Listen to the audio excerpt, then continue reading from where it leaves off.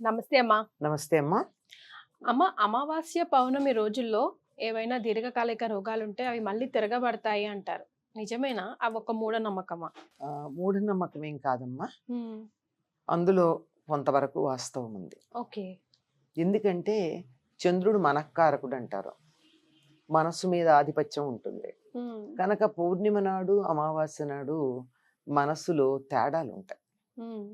ఎట్లాగైతే సముద్రంలో ఆటుపోట్లు ఉంటాయో అట్లాగే పౌర్ణమి అమావాస్యలకి. అమావాస్య నాడు విపరీతమైన డిప్రెషన్ ఉంటుంది. ఓహ్! హుహు. అందులో మనకు కూడా ఇంతో అంతో ఉంటుంది గమనించంగానే. హ్మ్. మనం మానసికంగా బాగానే ఉన్నాం గనక, చాలా వరకు బ్యాలెన్స్డ్గా ఉన్నాం గనక గ్లేరింగ్గా కనపడదు. హ్మ్. జాగ్రత్తగా గమనించుకొని చూసినట్టయితే మన ప్రవర్తననే మనం జాగ్రత్తగా గమనించినట్టయితే అమావాస్య నాడు మన ప్రవర్తనకి, పూర్ణిమ నాడు మన ప్రవర్తనకి కొంచెం తేడా కనపడుతుంది. ఓహ్! Is it? ఒకే సిట్యుయేషన్‌ని డిఫరెంట్‌గా హ్యాండిల్ చేస్తాం ఆ 2 అంతే. రోజుల్లో. ఓకే. ఇప్పుడు మామూలుగా అయితే అమావాస్య అనుకోండి, చెయ్యాలా ఈ పని, రేపు చేయొచ్చు కదా అని అనిపిస్తుంది. బద్ధకం. అదే పౌర్ణమి ఇంకో రోజు రోజు అట్లా అనుకోం, వెంటనే చేస్తాం. హుహు. పూర్ణిమ నాడు ముందరే బయలుదేరుతాం.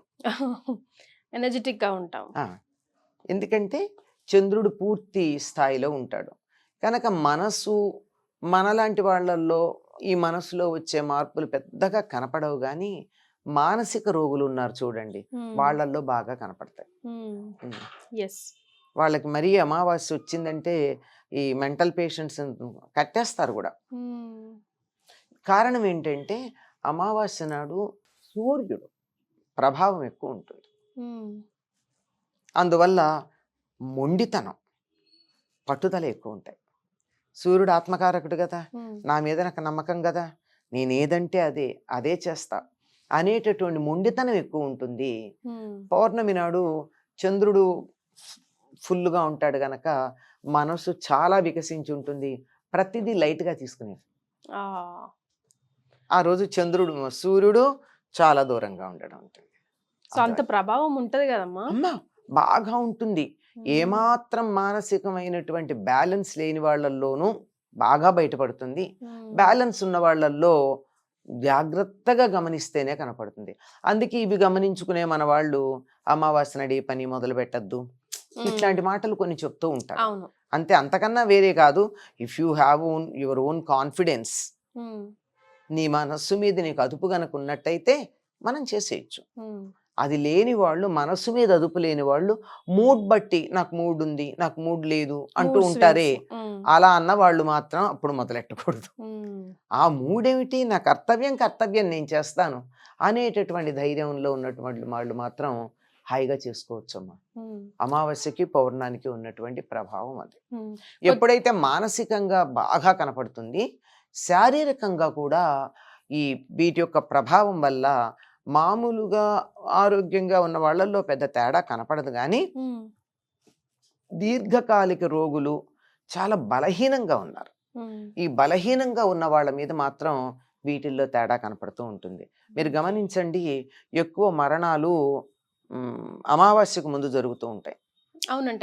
అట్‌లీస్ట్ డిప్రెషన్ పేషెంట్స్ వాళ్ళు, ఉమ్, సూసైడ్ అటెంప్ట్ టెండెన్సీ ఉన్న వాళ్ళు ఉమ్. ఎక్కువ శాతం అమావాస్య 2, 3 రోజుల ముందు ఆ అక్కడే పరిధిలోనే అక్కడే చేసుకుంటారు. ఉంటారు. ఇంకా అమావాస్య నాడు వాళ్ళని కంట్రోల్. పట్టుకోగలిగామంటే బయటపడిపోయినట్టే.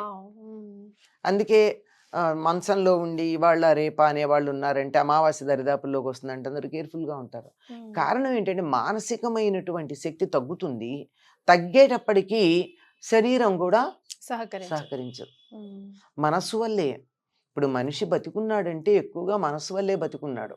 హ్మ్. మనస్సు యొక్క పట్టుదల వల్ల బతికుండాలి అనేటటువంటి కాంక్ష లోపల ఎంత స్ట్రాంగ్గా ఉంటుందంటే ఎటువంటి అనారోగ్యాన్ని ఎదిరించాలనేటటువంటి ఒక ఫైటింగ్ స్పిరిట్ ఉంటుంది. హ్మ్.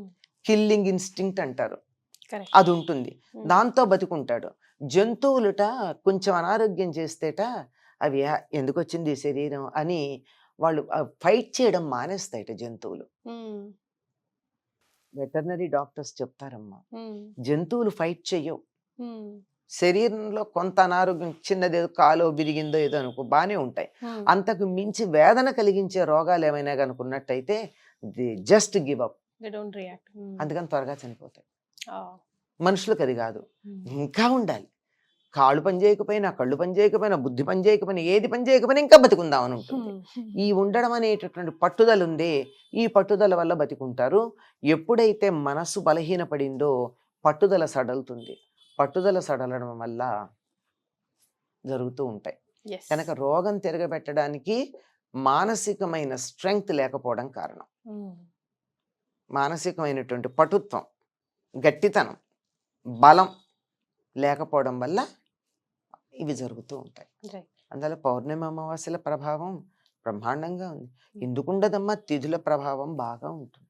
మరి ఏం చేయొచ్చు అంటారా ఇలాంటి రోజుల్లో, అమావాస్య ఆ పౌర్ణమి రోజుల్లో, to SIT back, to calm down? Special గా అలాంటి టెన్షన్స్, అలాంటి ఫ్లక్చువేటెడ్ మెంటాలిటీ మైండ్ ఉన్న వాళ్ళకి, డిప్రెస్డ్ మైండ్ ఉన్న వాళ్ళకి, సూసైడ్ టెండెన్సీ ఉన్న వాళ్ళకి ఇలా చెప్తే వాళ్ళు వింటారా? వినరు కదా. ముందర మనతో దెబ్బలాడతారు. అందుకని పూర్వం నుంచి మన వాళ్ళు ఏమన్నారు, ఎవరికి ఎట్లా ఉందని కాకుండా జనరల్ రూల్స్ పెట్టేశారు. అమావాస్య నాడు ఏ పని మొదలు పెట్టకండి, పైగా అనధ్యయన దినం అన్నారు. అమావాస్య పాడ్యమి, నో స్టడీస్. నెలకి ఈ 2 రోజులే సెలవులు ఉండేవి ఆ రోజుల్లో విద్యార్థులకి. ఆదివారం సెలవు ఉండేది కాదు. ఆంగ్లేయులు వచ్చాక వాళ్ళు ఆదివారాలు చర్చికి వెళ్ళాలి గనక ఆదివారాలు సెలవులు ఇవ్వడం మొదలుపెట్టారు. ఆంగ్లేయుల పరిపాలనకు ముందు మహమ్మదీయుల పరిపాలనా కాలంలో కూడా మనకి ఆదివారాలు సెలవు లేవు. పాడ్యమే అండి అమావాస్య రోజులే అనధ్యయనం, అది కూడా చదువుకునే వాళ్ళకి, మిగిలినవన్నీ కాదు. ఇప్పటికి కూడా మీరు గమనించండి, కూరగాయల వాళ్ళు అమావాస్య నాడు కూరగాయలు పెట్టరు. అవును, మారుడి కొట్టు వాళ్ళు కూడా పెట్టరు. ఎందుకంటే అదంతా కొద్ది డిప్రెషన్ లో ఉండే టైంలో మనం ఎందుకు, ఉత్సాహంగా లేనప్పుడు ఎందుకు, ఎలాగో ఒకసారి విశ్రాంతి తీసుకోవాలి కనుక ఆ విశ్రాంతి ఏదో ఈ రోజు తీసుకుంటే అయిపోతుంది. బంగారం షాపులు కూడా ఉండవు అనుకుంటాను అమావాస్య, కొన్ని బంగారం షాపులు ఉండవు కనుక. ఎందుకంటే మనిషి, మానవుడు అంటేనే మనోమయ జీవి కదా. మరి మనస్సు మీద ఆధారపడి మన శరీరం ఉంటుంది కనుక మనసు బాగా లేనప్పుడు ఎందుకు వచ్చింది, విశ్రాంతి తీసుకుంటే పోలా. Right. Thank you so much అమ్మా. నమస్తే.